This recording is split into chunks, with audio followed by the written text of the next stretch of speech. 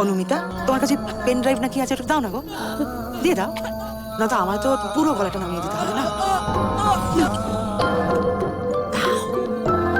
এত সকাল সকাল দেখা করতে চাইলেন? আমি ডাকলাম আর আপনি চলে এলেন। সুন্দরীরা ডাকলে না এসে থাকতে পারি না। আপনি যেদিন প্রথম চলে এলেন সেদিন তো ভাবিনি যে আপনাকে এপারে হাতের মুঠোয় পাবো।